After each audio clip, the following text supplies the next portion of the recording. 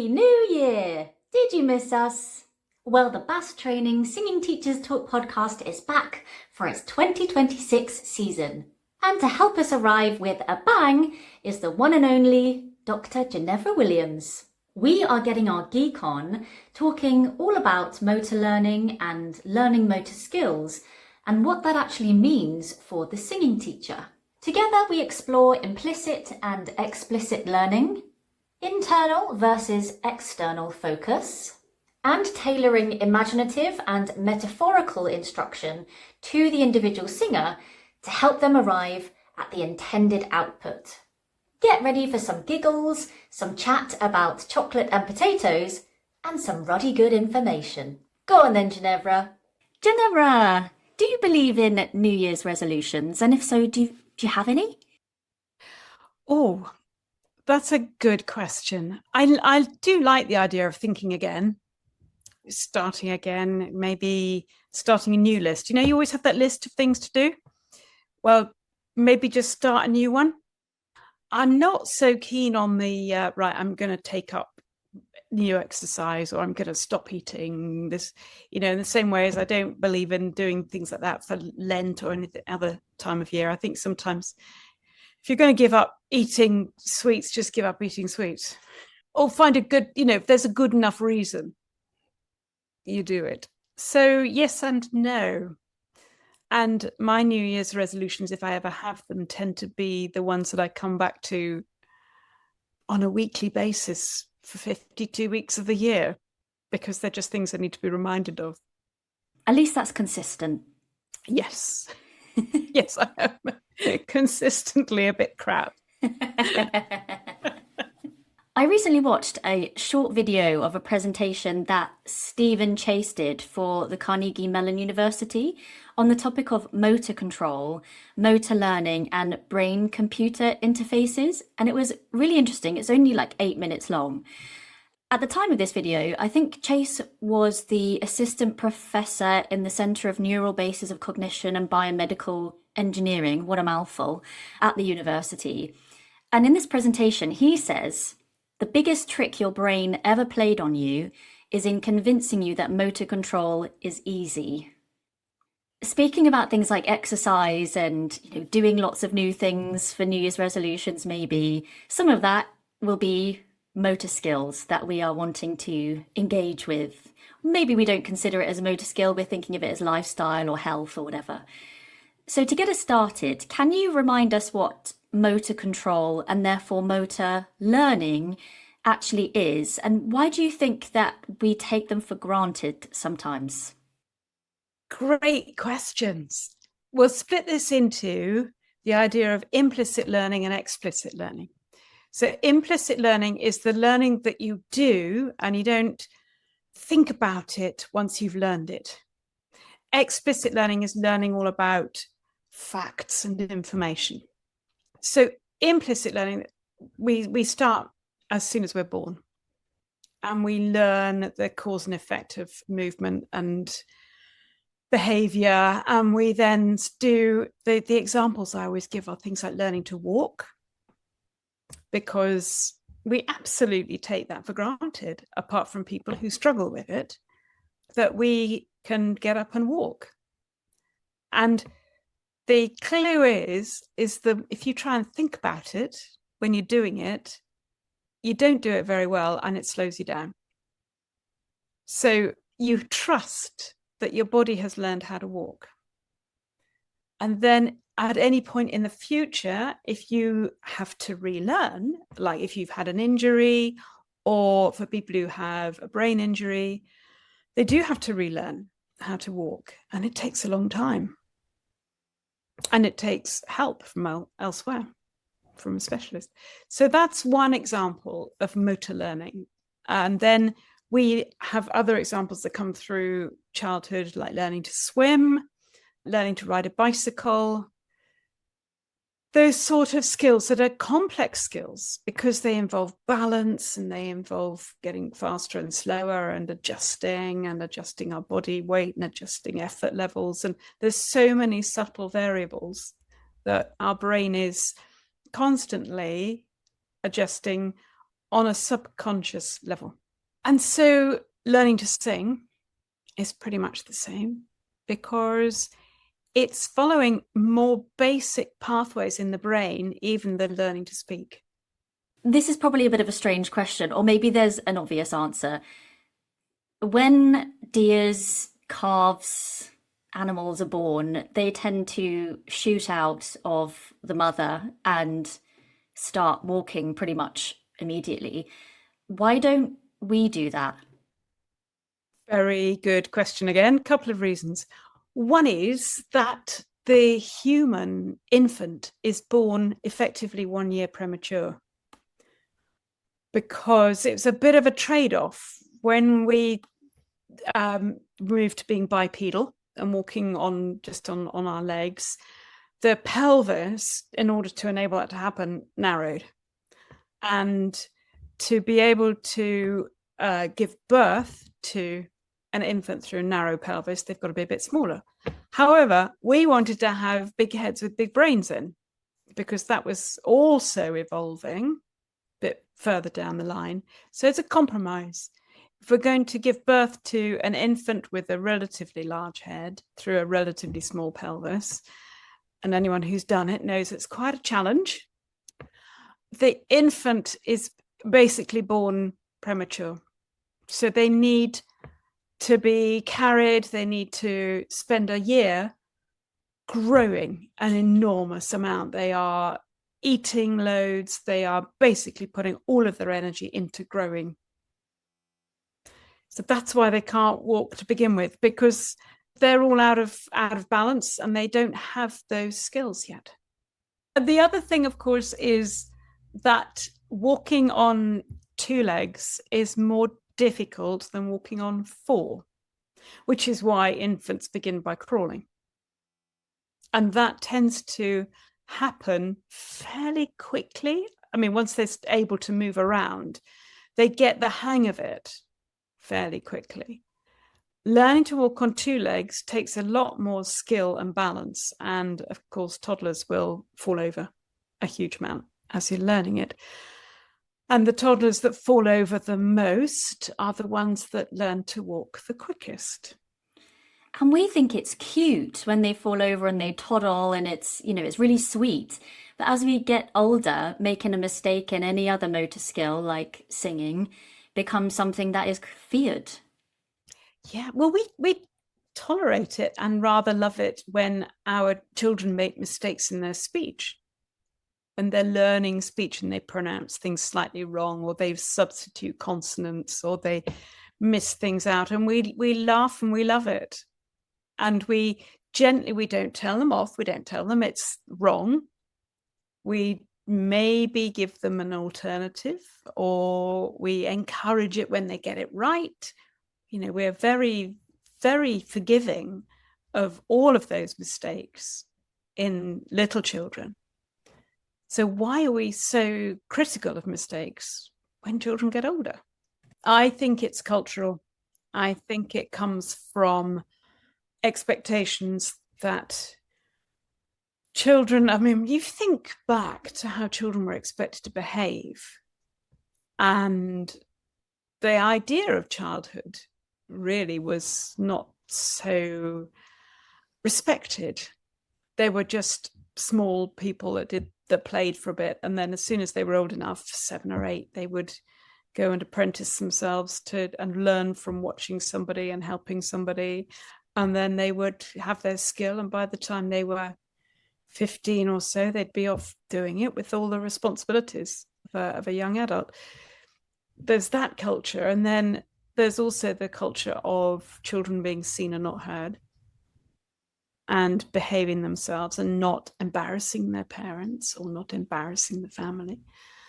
And also the culture of education, that we sit children, or we used to sit them in lines and expect them all to learn by rote and conform to some kind of standard.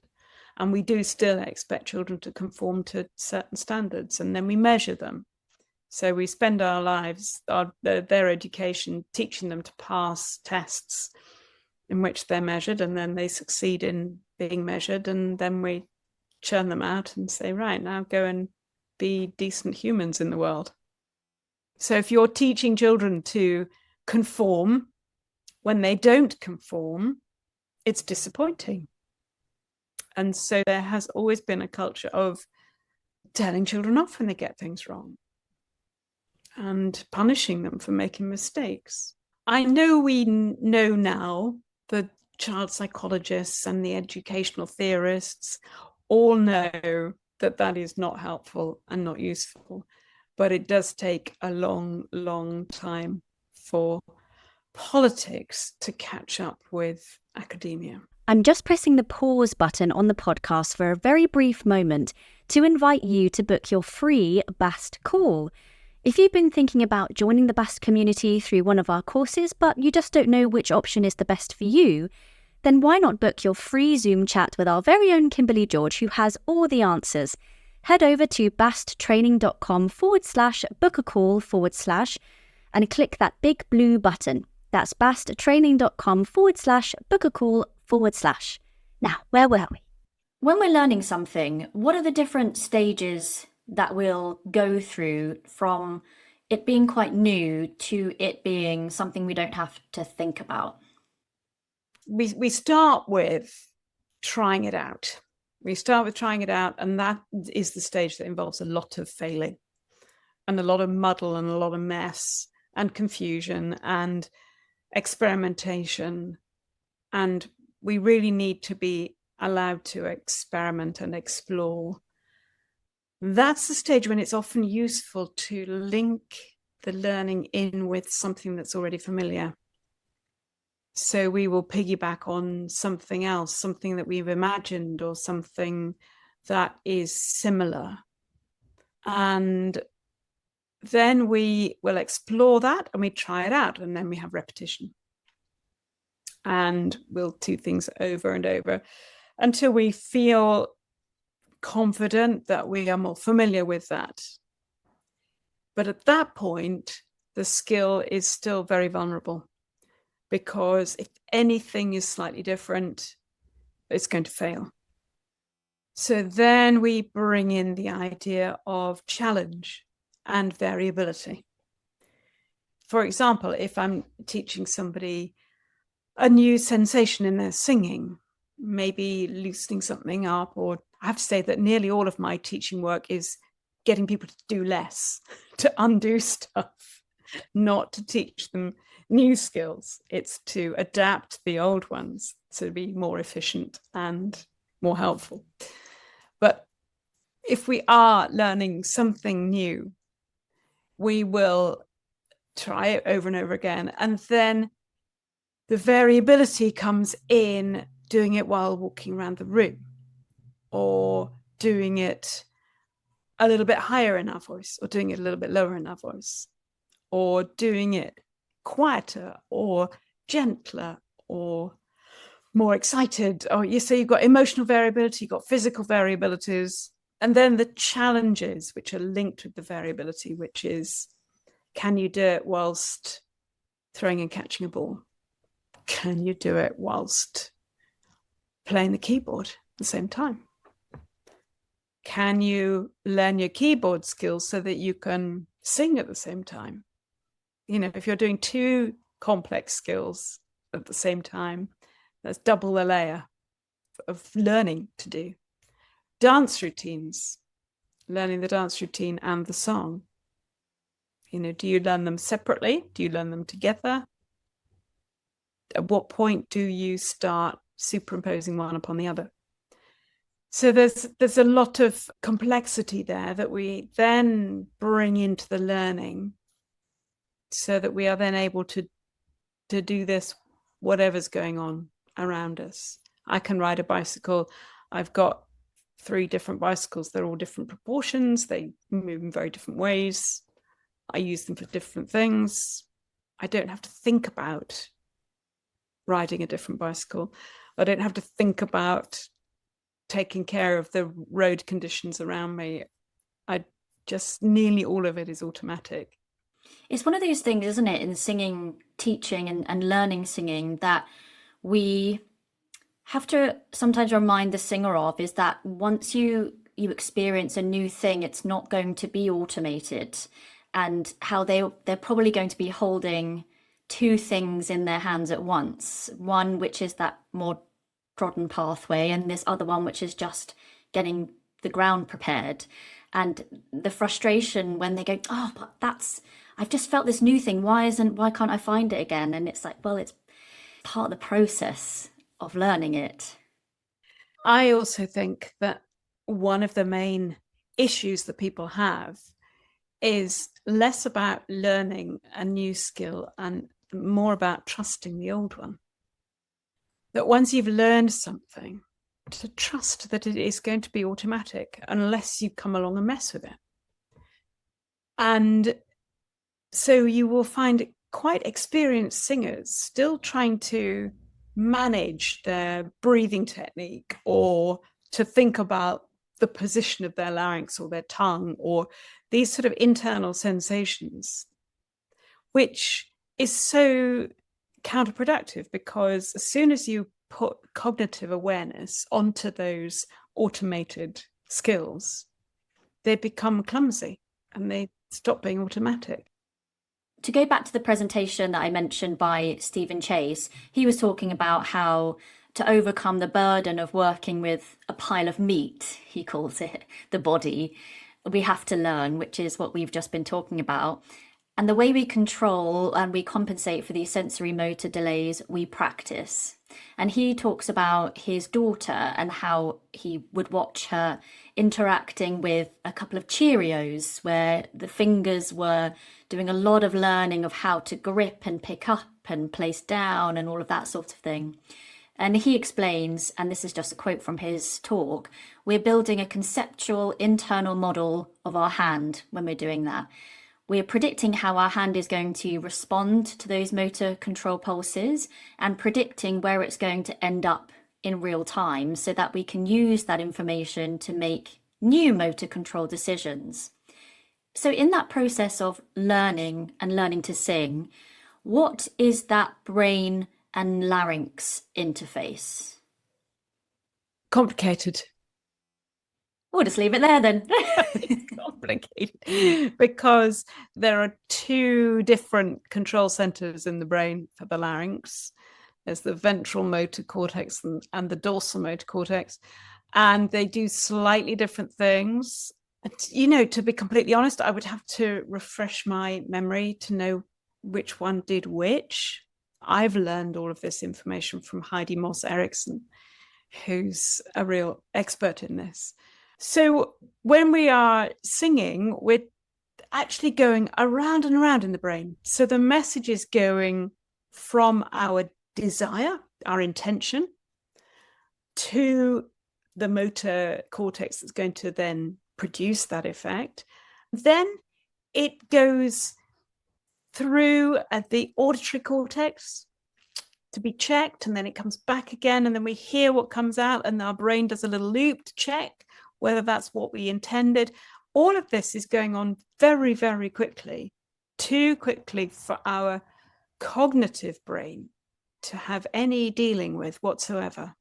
This is all in our subconscious imagination, these pathways that are well trodden in the brain, well myelinated, until we learn completely new ones.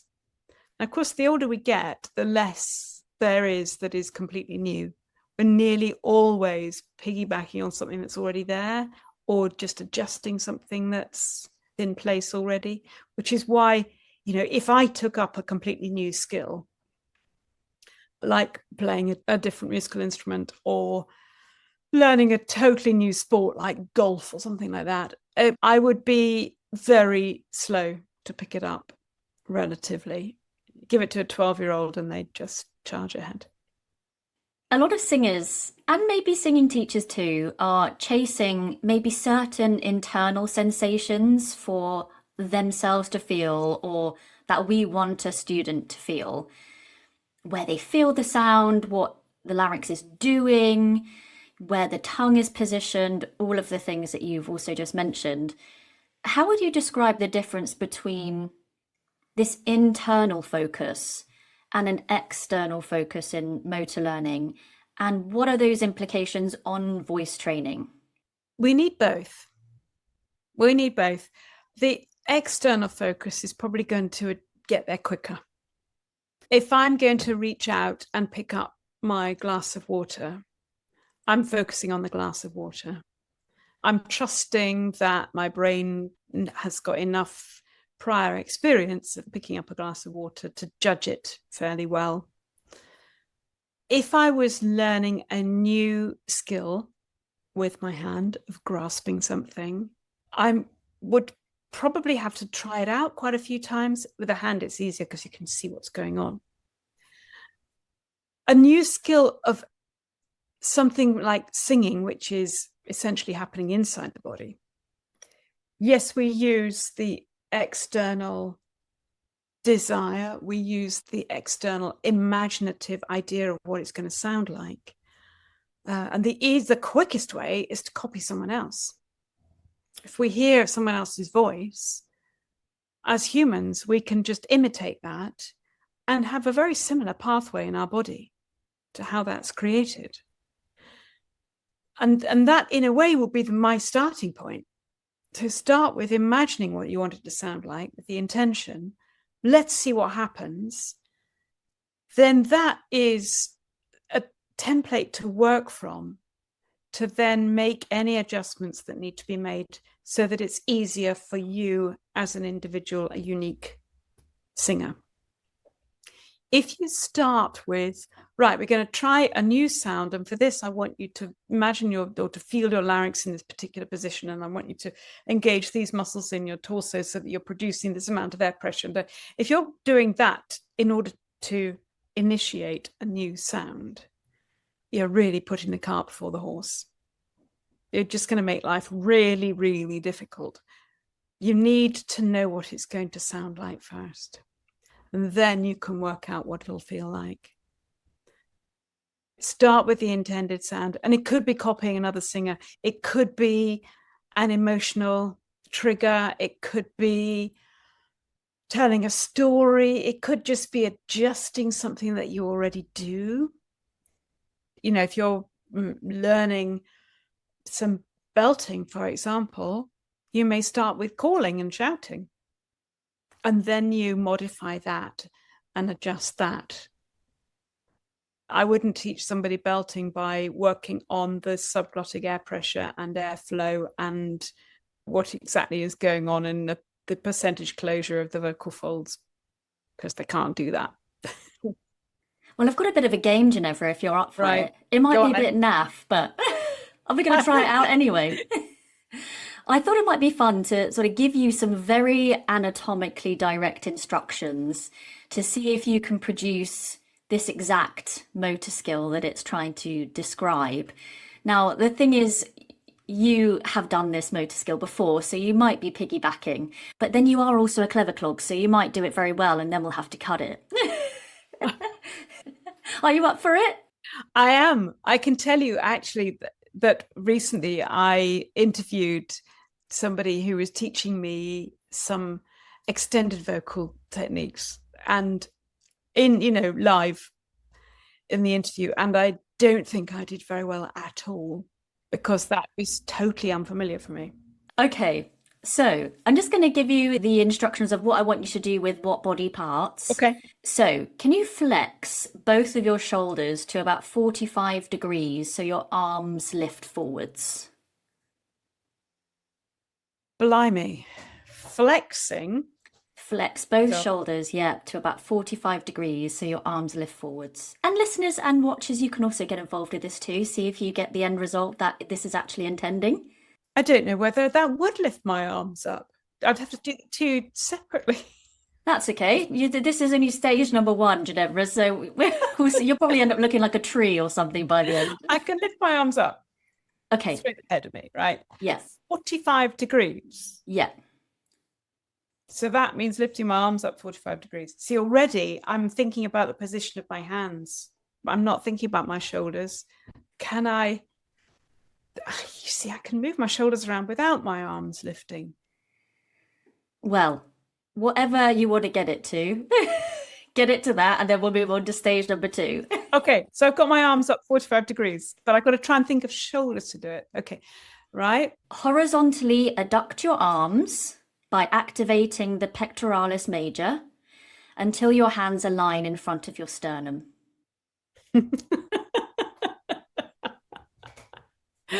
Pectoralis major, I know that one. Yeah. So horizontally adduct your arms by activating the pectoralis major until your hands align in front of your sternum. Okay, so I'm just going to work on my pectoralis major and thinking about the arms coming together. Yeah. Yep, there we go. Flex your elbows to roughly 90 degrees using the biceps. But which direction are my hands pointing?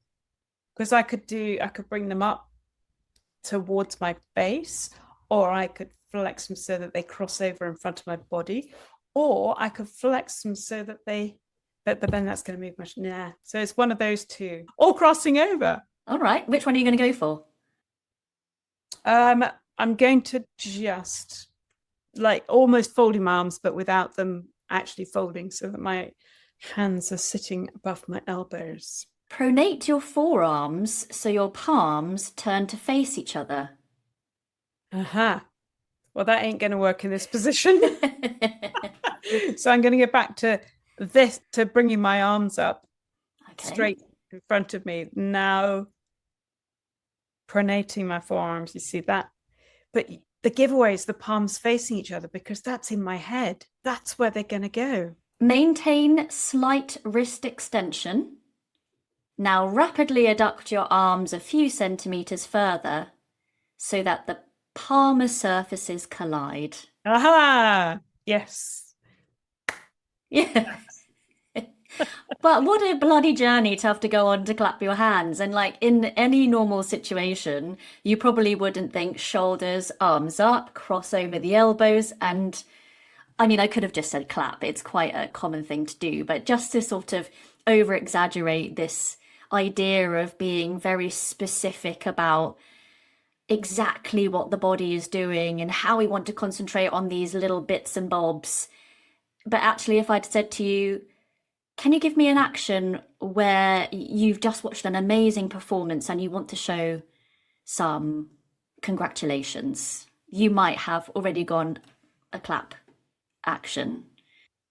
I think this is where we've got a bit sort of too clever in our teaching, because though that kind of knowledge is essential for a physiotherapist working with someone who's had a stroke, where one side of the body is not working, and they're trying to teach them how to do those basic things. And the physio will need to know all of those muscular actions separately and be able to work on this step by step. So I can see the value of it is hugely important for that. And that is what I'm doing as a rehabilitation specialist. I'm taking things apart and putting them back together again.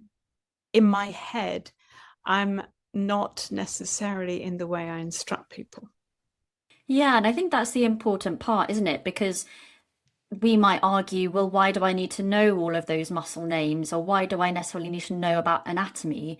Well, I think it's the informing part of our strategy, isn't it? So it's to go, well, I know I'm looking for that action. I want the vocal folds to adduct in this way, or I want the tongue to be positioned in this way. But to get them to do that through anatomical language is just going to completely confuse them. So I'm using that scientific anatomical information to inform my imagery and metaphor that I'm going to then get them to engage with. So the skill of a teacher is actually more complicated, because you're observing what the student, what the singer is doing. You are unpicking it in your brain, untangling. If they're struggling with that particular aspect, why is that the struggle? Is it their tongue position? Is it because they're working too hard with the breath? Is it because you're not working hard enough with the breath? Is it because the jaw is tight? Is it because they've got a mismatch? I mean, there's so many reasons. Okay, hundreds of reasons. You then unpick that, work it out that it is tongue position, and then find a way for them to learn a different sensation without mentioning tongue position. So you may give them a different vowel to try. You may think of the vowel a different flavor. You may do a little bit of jaw release work. There are all sorts of things you can do. Or you could do some crazy tongue exercises and then go straight back to the singing and see if it's made a difference. In his recent book, Hearing Singing, Ian Howell talks about getting a singer to experience the thing before explaining the thing. This is also something that you've done a video on your Instagram, and a lot of people talk about this as being maybe a particularly more useful way to approach an instruction. I know I've been pretty guilty of trying to give all the information to the singer because maybe I wanted to ground myself as the teacher, or try and get their trust that I know what I'm talking about, or try and get them to understand really quickly, or whatever. And I don't think that, we can bully ourselves in that regard. But why could it be the more efficient way to offer a task to a student? It's more efficient because you are not tangling the activity with cognitive overlay, with judgment, with any kind of rational reasoning. You're experiencing the change, you're experiencing the sound, you're experiencing the shift, and it may not be exactly right. It's unlikely to be exactly how you want it to be first time around. It's then much easier to make adjustments if you haven't got that sort of overthinking in the way. Let the teacher do that. Let the teacher guide you. And then if you are curious, you can ask, why did that help? Why did that make a difference? And if you're happy to just trust the process, then you don't need to ask.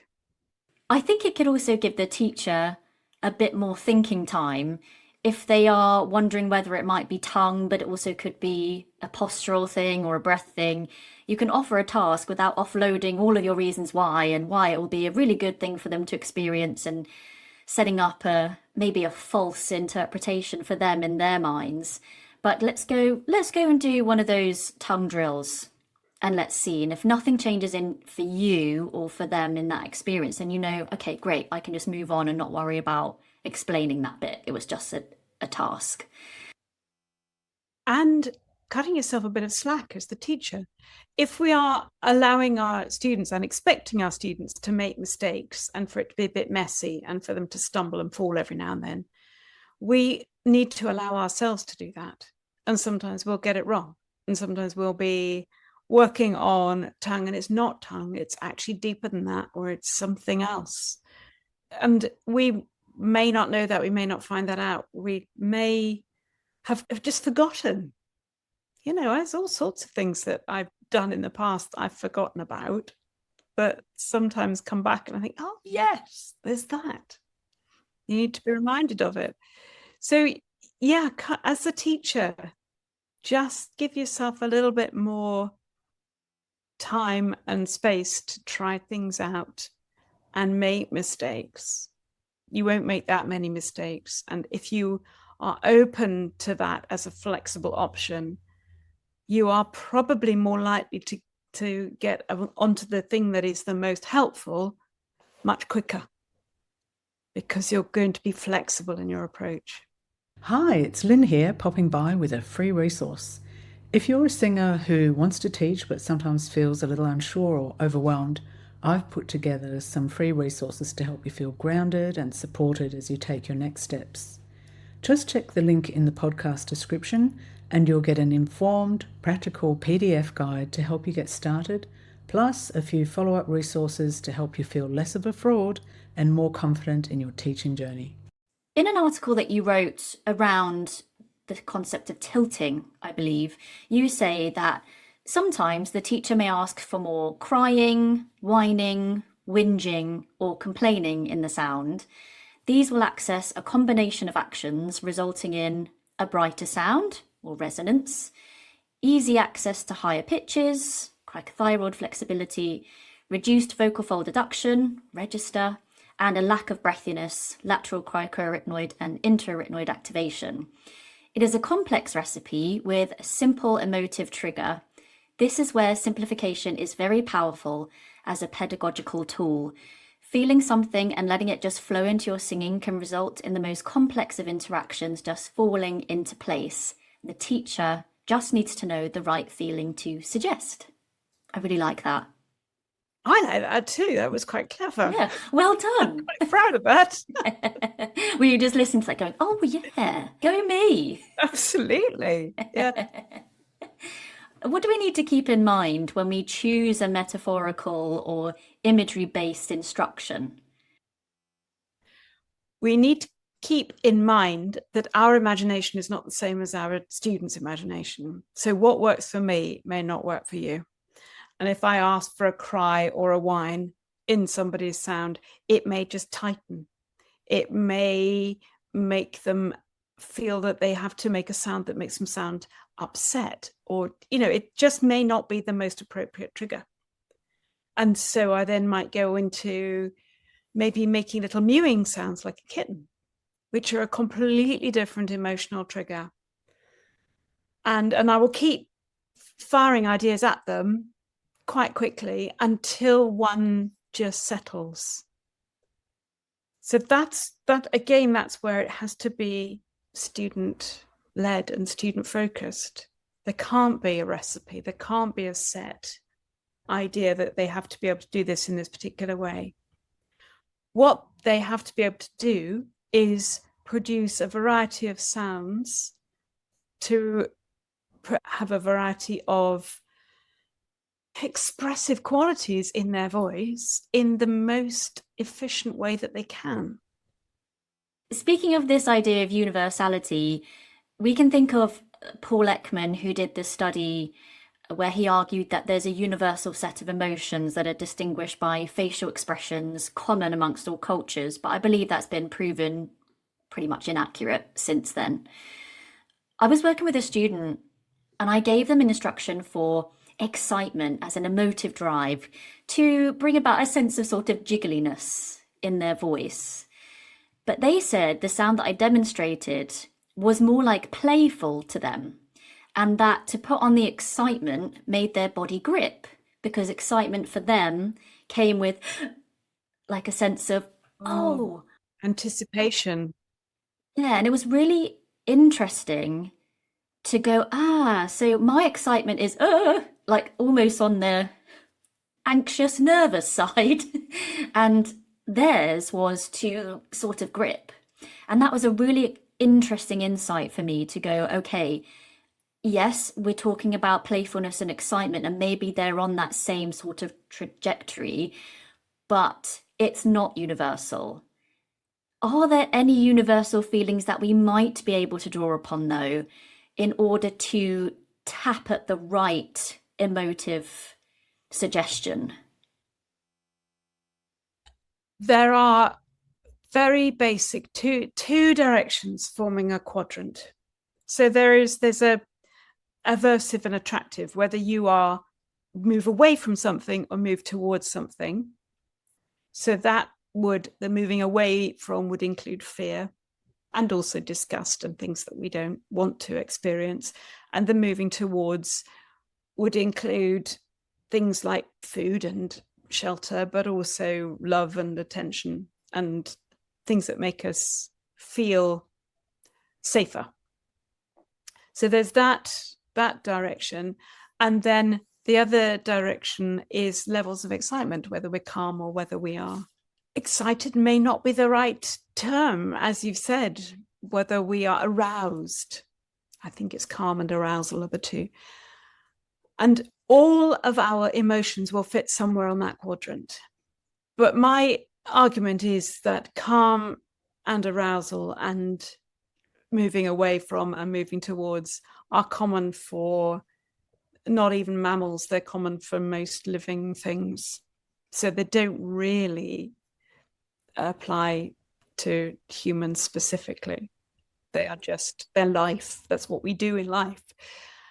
And what is interesting is that the emotions that we learn are nearly all cultural. So when we are talking about biomechanical movements, sensations in the body, we have to factor in the psychological and the social in order to help people achieve them. So the social will be their cultural background, the social will be how they understand those particular feelings, whether they have experienced them before, whether they have associations of those being difficult or being very easy. And then the psychological, which is how they have linked those emotions in their own journey through life. So this is, again, the skill of the teacher, is just feeling the ground a little bit and just having a sense of that person. And if they are being a little bit defensive or a little bit held back about things, why might they be doing that? What's going on for them? And a little bit of understanding, asking the right questions at the beginning. I mean, every human that comes in our studio is going to have different needs, different experiences, different ways of working things out. So it has to be student led. Just another anecdote to share. I was working with another student, and our intention was to develop chest voice and one thick fold, whatever you want to call it, voice. We were going through some buzzy resonant sounds to do that. And I gave the person kind of 4 experiences, one with a hum, one with an NG, one that was a Y buzz, and one that was an N, like holding on to the word none, something that I've taken from some of Chris Johnson's work. And I picked up on the one that I think audibly worked the best. And the singer said, a hum, because we related it to tasty chocolate bar. And that was the one that had something way more paired to their life than any of the others. But it wasn't the most successful one. It was an NG that was way more successful in the actual output that we were looking for. What would you say in that scenario when we're being led down a particular path by a singer which we don't actually think is the most appropriate sound for them to help them get to where they want to be? 2 ways I can think of immediately. One is to go say, no, you're wrong. Yeah, do as I say. The going between the hum and the NG would be to introduce the flavor of one into the action of the other. So can you do it? You can do yummy chocolate, and can you imagine swallowing the chocolate and feel it at the back of your throat with your tongue closing in on that lovely, gorgeous kind of slippery feeling you get with the nicest chocolate. To move that, and then try and N on the roof of the mouth for the same chocolate thing. So staying with the chocolate theme and then trying different flavors of chocolate. And, they're bringing in the variety there so that the action is subtly changing, but it's coming from the same trigger for them. And the other way you could go about it is, depending on what kind of person they are, if they are a bit more analytical, you could then go down we're going to rate that on a 0 to 10 for how easy it was. Not for how close to my desired sound it was, but how easy it was for you to produce. You can again give them 6 different sounds and rate them on how easy they are. And then you could rate them on how strong they are.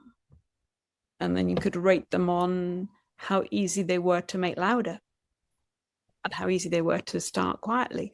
And so you can take the thing that works, take what is easy for them, and then work with that.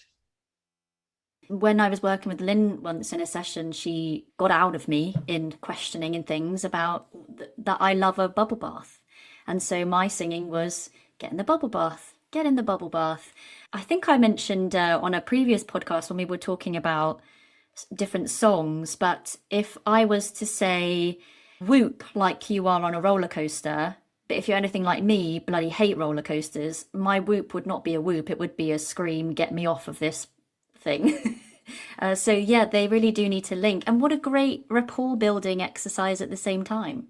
You know, and then when you remember that their favorite food is potatoes, or you remember that they love watching Friends or something, then they go, "Ah, you remember stuff about me." Yeah.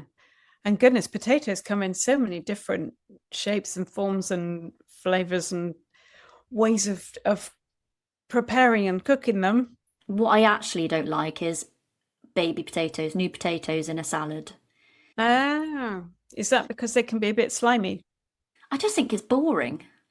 Now I'm challenged. I want to find some really high quality organic new potatoes that are full of flavor, that are boiled to just the right degree, and then are dressed in some kind of dressing that will be perfect for those and really lift those potatoes. And of course, with a generous sprinkle of sea salt on the top. So what you're saying is when a student comes in with an opposing taste, we should try to convince them that they need to enjoy the thing that you enjoy. For those singers who might be shy, who might have a blockage somewhere, maybe they don't have a particular reference in their life to do with something that would move us closer towards an output. Let's say we're working with a shy singer who really wants to belt. How can we help them with this sort of metaphorical and imaginative work when maybe that stage, maybe they're a teenager, maybe they just have lots of anxiety? How can we help them make a bigger sound through this way of working when their personality just doesn't show up for it in that moment? I suppose my first question would be, why do they need to? Why do they need to make this sound that is so alien to their personality? I guess if it's their big goal and that's why they're coming to you and they want to do maybe musical theatre and that sort of thing, then I would possibly suggest role play and imitation, and ask them who they listen to, who they like listening to. And sometimes people will really enjoy listening to the singer who is completely different from their voice. I'll never forget my next door neighbor, who's now nearly 30, but when he was a tiddly tiny little boy, and he was very, very small, and he was watching sumo wrestlers on the telly, and he said, "That's what I want to do when I grow up," because he so wanted to be bigger than he was. That was his fantasy. And sometimes people's fantasy is something that is a long way from where they actually are. So find out where their fantasy is, find out what they are aspiring to and who they would like to sound like, and how realistic that journey from where they are now to where they could be may be. And then with them, find some steps along the way to that. And a little bit of, I mean, if somebody's very shy, they probably won't like themselves being recorded and playing back. I mean, note, if you're ever recording singers in their lessons, do it on their device, not yours. They may not be comfortable with that. They may not be comfortable with looking in a mirror. Maybe sing into a pillow. You know, if shouting is difficult, shout into a pillow or shout into something and do an imagined shout. Finding different ways. I mean, in answer to your question, I'm just sort of darting about in my own imagination to try and find ways in exactly the same way that I would in a lesson. Yeah, it's kind of good to see in real time of like, and I think that's what we all do. That's not really that's not working. What else could I try? Let's try. Okay, let's go on to this thing. Oh no, that's maybe I could use that thing over there. I think that is what happens. And I wonder whether teachers feel like that is, or they sort of berate themselves for that process, even though it's absolutely necessary. It is necessary. And I find it easier because I've been teaching for an awfully long time, and because I don't feel I have so much to prove now. And life does get easier as you get older. There's a lot going for being in the older generation, I can tell you. So many things are much easier. And trains are cheaper as well. There's just... well, there we go. Yeah, every bonus you could think of. So that experience, I think, is very, very useful. But for people who don't have that experience, people who are just starting out, or perhaps a little bit less confident, or maybe branching out into teaching a different age group or a different style and feeling a little bit less confident about that, just stay in the moment and remember that a second of you trying to find the right thing in your head will not be noticed. 5 seconds of thinking may not be noticed. You can ask the student to just try something, go through something and say, do that 3 times now. And while they're doing it, you are then processing and thinking, right, what do I do here? What could I do now? Give yourself time to work it out. It's not going to be there immediately. I don't have a book of exercises in my head. People talk about having a toolkit. Well, mine's constantly being updated and refreshed, and things, well, I say a lot of things do get lost in the jumble at the bottom of the toolkit as I forget them. So there isn't an ideal. Just stay fresh, stay in the moment, trust the process. You're asking the student to trust their motor process, trust your imaginative process as a teacher. Can we just touch upon impairment to motor skill? Because we know that we shouldn't be drinking and driving. Alcohol will impair that motor skill that we will rely on for driving. If we have a particular medical condition or disorder, Parkinson's, that will impair the motor skills. Stress can impair motor skills too. A lot of performers, a lot of people in general have much stress these days. How does stress impair the motor skill that we have for singing, particularly in things like music performance anxiety, or if you're coming from a stressful home into performance? What would we maybe see as being the impairment to that skill? Stress comes in lots of different flavors, lots of different shapes and forms. Boiled potato, the mashed potato. It's not one thing. It's complicated. That's my answer to everything. Well, it's complicated. I would say the most common thing that impairs our motor function is lack of sleep and fatigue. I think everybody knows what that feels like. Certain amounts of stress can really help to focus the mind and enable us to concentrate very well. So it's not always a bad thing. Too much stress will make you, partly you start analyzing yourself too much, getting in the way of yourself, doubting yourself, and that doubting contributes to lack of confidence. And if you have low expectations of yourself, then you're probably not going to perform as well, because we know that expectation is a huge part of our ability to do the task that we're setting out to do. So what we can do to help ourselves, firstly, is notice. Notice when stress gets in the way. Notice when something takes you by surprise. I didn't think that would worry me so much. I didn't think I'd be so eaten up by that. It could just be a negative comment on social media. It could be some passing comment that someone at home made that morning, something critical that you weren't expecting. And it gets inside and it can kind of go around on a loop in your head. So being aware of that, and once you're aware of it, you've got a little bit more choice over how much it dominates your life that day. Sometimes actually singing through something is the most therapeutic thing you can do, because by repeating a familiar motor skill, you're going along a pathway in the brain, you're occupying your brain, you're occupying your hippocampus. The in the moment processing of the task is helping you to eliminate the other things from that part of your brain activity. Sing something you love, sing something that is easy.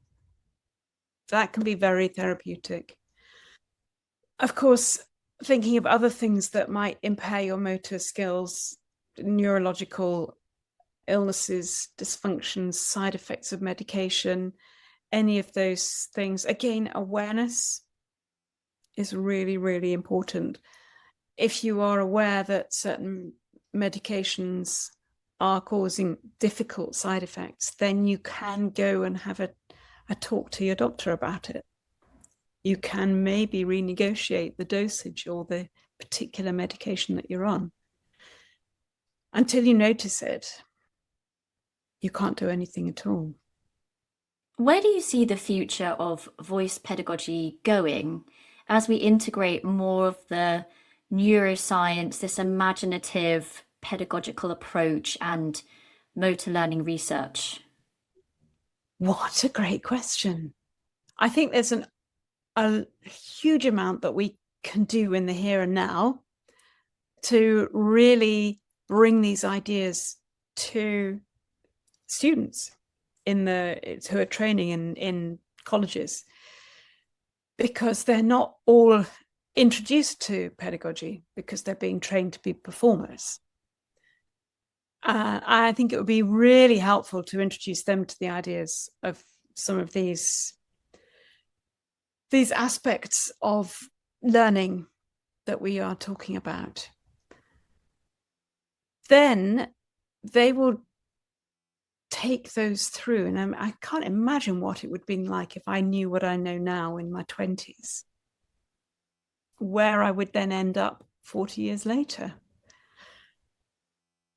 Who knows? What I'm really, really hoping, Alexa, is that in another 40, 50 years' time, all of my brilliant ideas have been completely taken over and rethought and redone and taken onto another level. I'm just on, part of this journey, part of a process, and it would be great to become redundant, to actually become outdated. Other than that brilliant passage you wrote in your Tilting article, which we gave notice to earlier as being very lovely.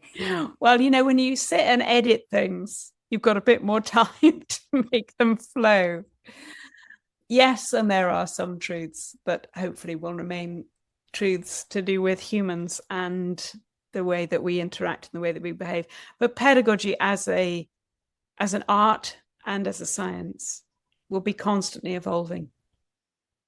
And the culture in which we are practicing it will be constantly evolving. So we won't stay still. And the movement is not linear. What have you got in the pipeline then for this year so far?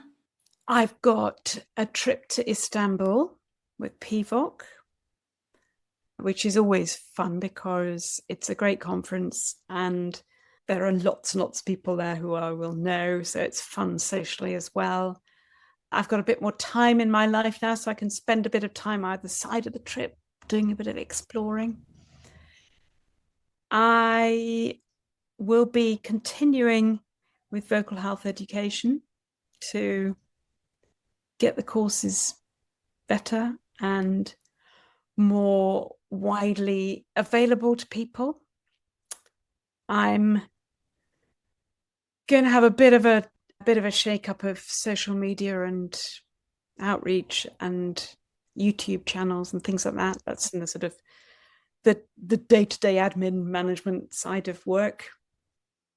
And I'm going to spend a lot more time gardening because I have more time and I have more space now at home. And yeah, lots of fun things and work things, and there's always going to be surprises and challenges that we need to be ready for. So where can we keep an eye out for this work and keep up to date with you and get in touch with you?